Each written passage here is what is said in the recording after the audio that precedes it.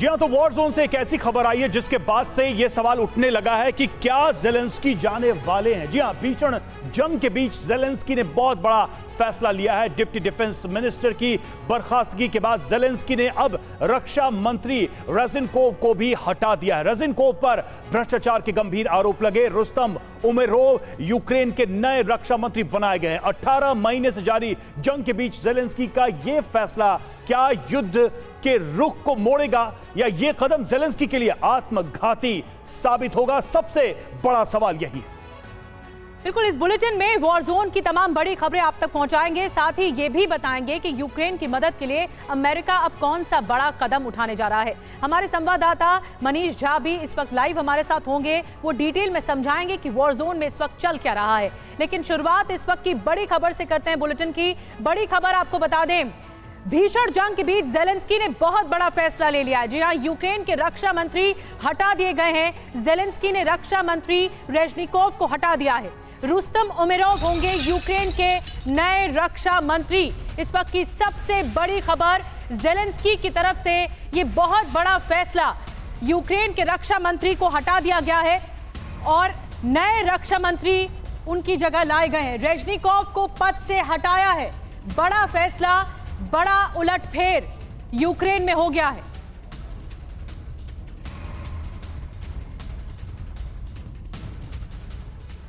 तो आपको बता दें कि रक्षा मंत्री रेज़निकोव हटाने पर क्या कुछ कहा है जेलेंस्की ने। ओलेक्सी रेज़निकोव ने 550 दिन तक मोर्चा संभाला था।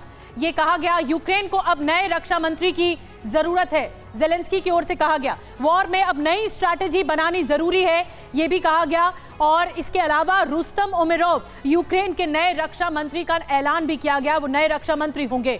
तो ये बड़ा उलटफेर है और ज्यादा जानकारी इसी बाबत मिल रही है। रवि मिश्रा के पास चलते हैं। बिल्कुल निधि, एक बड़ा सवाल है क्यों हटाए गए यूक्रेनी रक्षा मंत्री, उसकी वजह क्या रही वो हम आपको बताने की कोशिश करते हैं। 5 बड़ी वजहें सामने आ रही हैं। पहला, नंबर 1 कारण यूक्रेन के रक्षा मंत्रालय में भ्रष्टाचार के गंभीर आरोप, जिसकी वजह से यह फैसला लिया गया। नंबर 2, दूसरी बड़ी वजह, जेलेंस्की किसी भी हाल में भ्रष्टाचार बर्दाश्त करने को तैयार नहीं है, यानी कि पूरी तरीके से जीरो टॉलरेंस की पॉलिसी करप्शन को लेकर। नंबर 3, तीसरा कारण, काउंटर ऑफेंसिव में अपेक्षित सफलता नहीं मिली।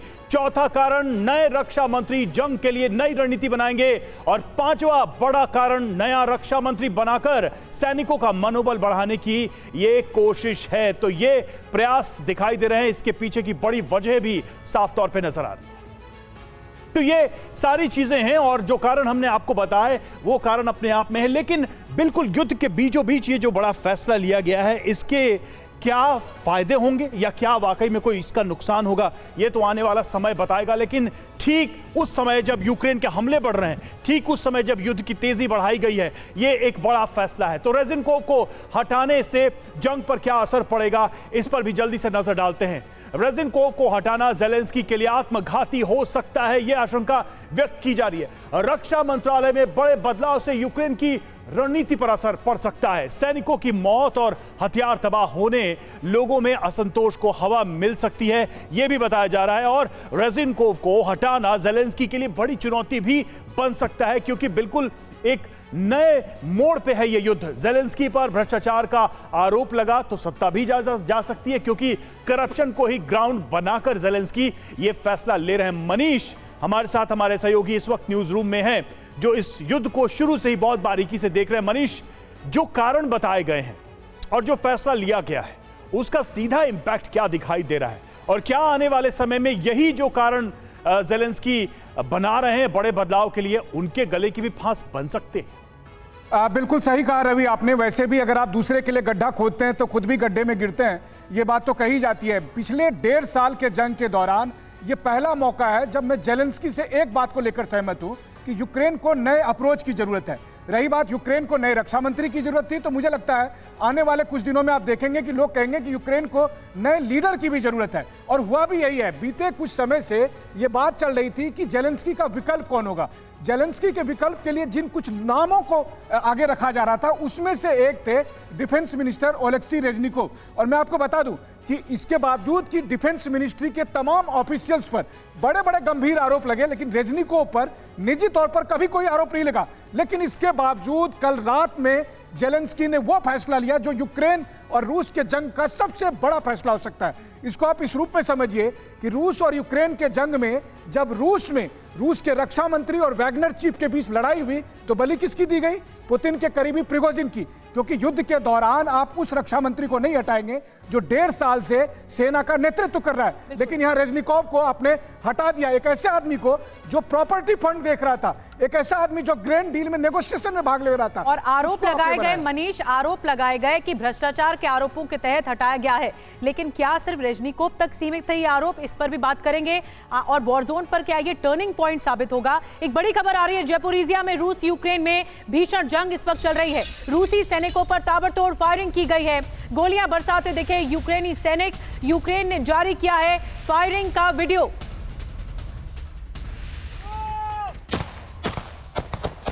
Run! Run!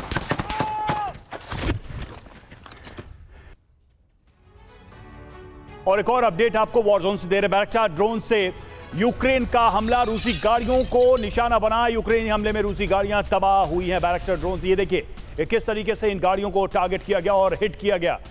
रूसी गाड़ियों को नुकसान हुआ है, यह दावा किया जा रहा है इस हमले में।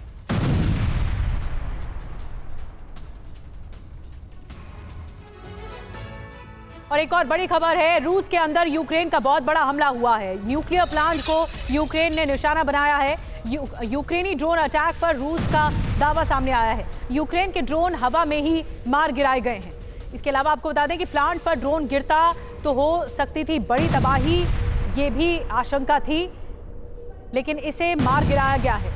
ये जो वीडियो सामने आया इसमें आप देख पा रहे हैं, ये आप जो वीडियो देख रहे हैं इसमें साफ तौर पर दिखाई दे रहा है कि किस तरह यूक्रेनी ड्रोन को मार गिराया गया है।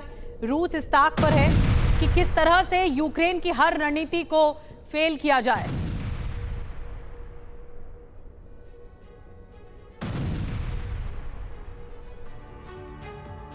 तो आपको बता दें कि यूक्रेनी निशाने पर कैसे रूस की न्यूक्लियर साइट आ चुकी है। अब आपको इसकी डिटेल में जानकारी हम देने वाले हैं।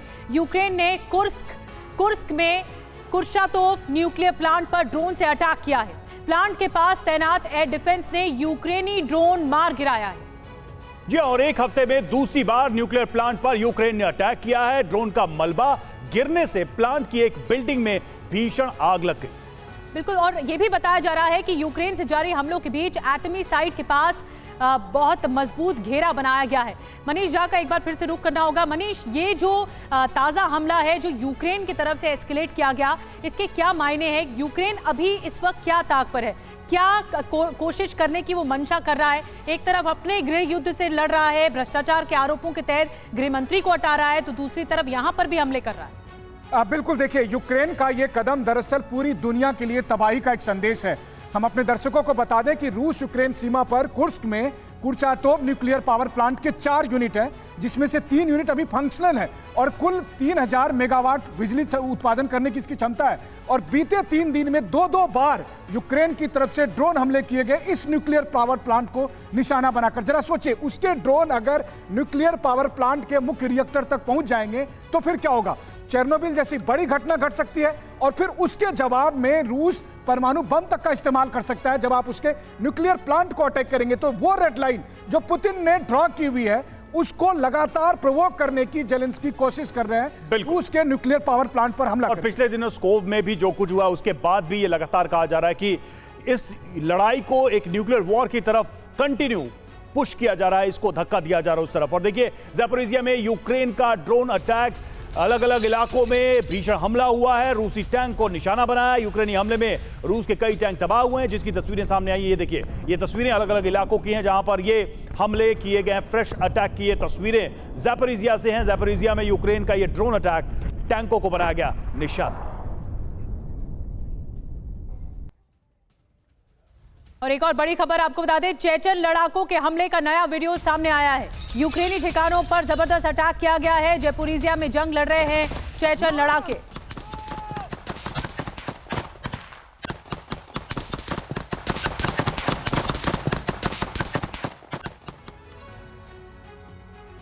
और यूक्रेन की मदद के लिए अमेरिका का नया प्लान, जब्त रूसी संपत्तियों से यूक्रेन की करेगा मदद। अमेरिकी संसद से प्रस्ताव पास होने का इंतजार। प्रस्ताव पास होने के बाद रूसी संपत्ति बेचेगा अमेरिका।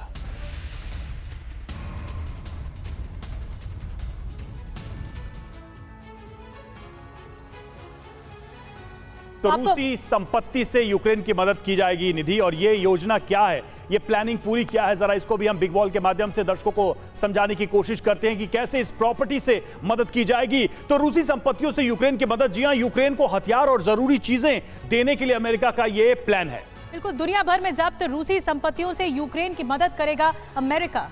दुनिया भर में $1 बिलियन से ज्यादा रूसी संपत्ति जब्त है, जिसे बेचकर पैसा जुटाया जाएगा। और अमेरिका और पश्चिमी देशों ने जब्त की है रूसी संपत्ति, इसीलिए भी ये मदद का ऐलान आगे बढ़ रहा है। बिल्कुल, और संसद से प्रस्ताव पास होने के बाद संपत्ति बेचकर यूक्रेन की मदद करेगा अमेरिका, क्योंकि पार्लियामेंट से भी ये अप्रूवल मिल गया है। मनीष, ये बात तो तय थी कि जब रूस की संपत्तियां शुरू में ही जब्त की जा रही थी, अकाउंट्स फ्रीज किए जा रहे थे, तो कहीं ना कहीं इस वॉर में उसका भी इन्वॉल्वमेंट होगा। अब वो चीज, वो जो इंटेंशन शुरुआत में थी, वो बिल्कुल सामने आ गई प्रस्ताव के रूप में, वो भी पार्लियामेंट के भीतर। बिल्कुल, देखिए, कहा तो यही जा रहा है कि हम ऐसा करेंगे, लेकिन कितना कर पाएंगे ये देखने वाली बात होगी, क्योंकि रूस में भी बहुत सारे पश्चिमी देशों की कंपनियां हैं, अमेरिका की भी बहुत सी कंपनियां हैं। मैं उन कंपनियों का नाम नहीं लेना चाहता, लेकिन उनके भी बहुत संपत्ति है। तो रूस ने पहले ही कहा कि अगर आप हमारी संपत्ति जब्त करके उसे बेचोगे तो हम यहाँ आपकी संपत्ति जब्त करके उसे बेच लेंगे। तो ये बेचने का, खरीदने का धंधा जारी रहेगा। पूरा युद्ध ही बेचने खरीदने का धंधा है। यहाँ देखिए, एक तरफ हथियारों की बिक्री जोर शोर से चल रही है, वहीं दूसरी तरफ संपत्तियों की बिक्री भी। मैं आपको बताऊं, दिलचस्प बात यह है कि क्रीमिया में जेलेंस्की की संपत्ति है, रूस ने उसे कब्जा कर लिया। बदले में रूसी जो उद्योगपति है, उसकी संपत्ति यूक्रेन में कब्जा हो रही है। बात यह नहीं है, बात है संपत्ति से ज्यादा महत्वपूर्ण है लोगों की जान, और उससे कैसे कौन बचाएगा, ये देखने वाली बात है। बिल्कुल, ये बहुत ही बड़ा सवाल है। और देखिए, एक और अहम खबर वॉर जोन से। वॉर जोन में सेल्फ प्रोपेल्ड गन मैस्टायस का एक्शन देखने को मिला है। यूक्रेनी ठिकानों पर जबरदस्त हमला। रूसी हमले में कई यूक्रेनी ठिकाने तबाह हुए हैं। मैस्टायस का अटैक और उसका ये वीडियो।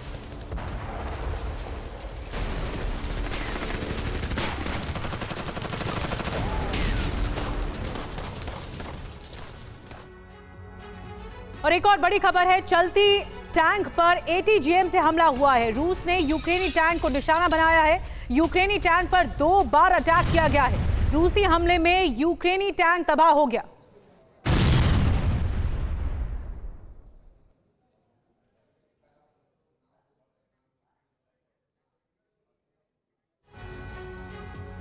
और वॉर जोन से यूक्रेन की नई रणनीति, रूस पर हमले और तेज करेगा यूक्रेन। पिछली डिफेंस लाइन तोड़ने के बाद यूक्रेनी सैनिकों का जोश हाई है और नए हमले की तैयारी।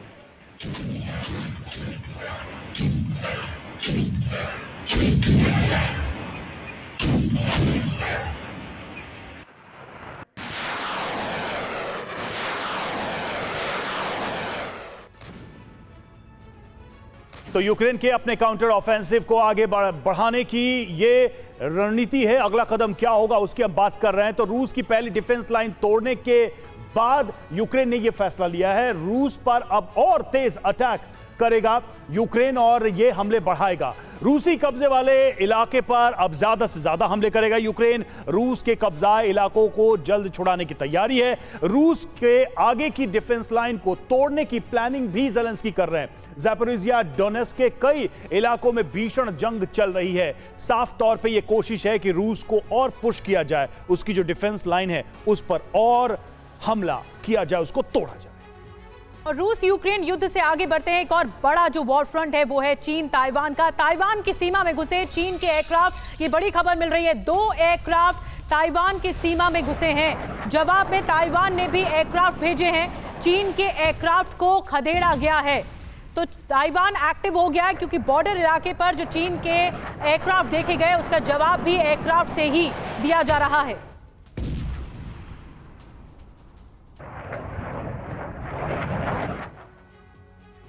और वहीं चीन की पड़ोसियों को बड़ी धमकी, यूक्रेन जैसा अंजाम भुगतने की धमकी दी है। चीन ने अमेरिका को इसके लिए जिम्मेदार ठहराया है। तनाव बढ़ने के लिए अमेरिका को चीन ने जिम्मेदार ठहराया।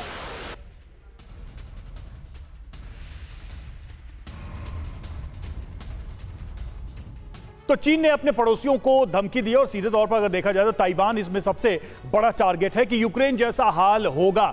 क्या कहा गया है चीन की तरफ से इस धमकी, इस चेतावनी में, इस पर भी जल्दी से नजर डालते हैं। बड़े बिंदु क्या हैं इस धमकी के तहत? तो चीन ने पड़ोसियों को यूक्रेन जैसा अंजाम भुगतने की धमकी दी है, यानी जो हाल अभी यूक्रेन का है उसके पड़ोसी मुल्कों का हो सकता है। चीन ने कहा कि दक्षिण पूर्व एशियाई देश यूक्रेन के नक्शे कदम पर न चले, यूक्रेन को फॉलो न करें। चीनी विदेश मंत्री वांग यी बोले, यूक्रेन जैसी त्रासदी एशिया में नहीं हो, यूक्रेन को फॉलो करेंगे तो वही हाल होगा।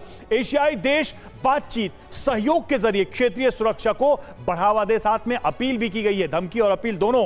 बढ़ते तनाव के लिए वांग यी अमेरिका को जिम्मेदार ठहराते नजर आ रहे हैं, वो अमेरिका को इसके पीछे मान रहे हैं। साउथ चाइना सी में अमेरिका की वजह से तनाव बढ़ा है, वांग यी का यह कहना है कि अमेरिका इसके पीछे की मूल वजह है।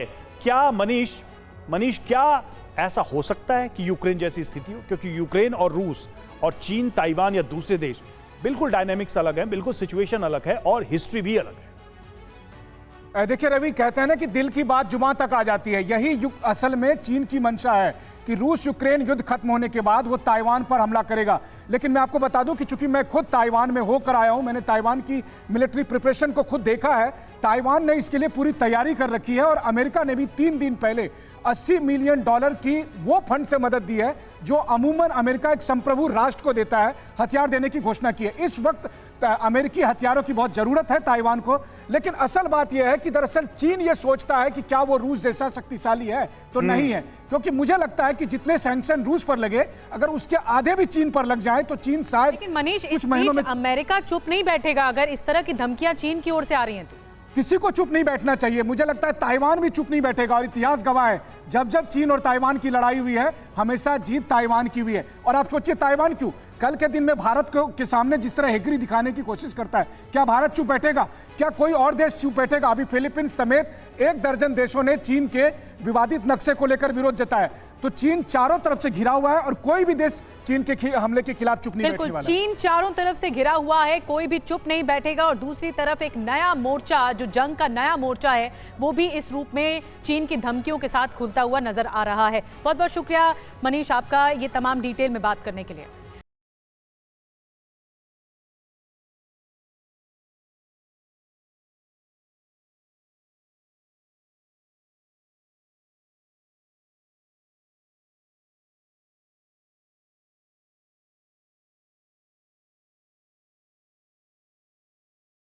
और आइए आगे बढ़ते हैं।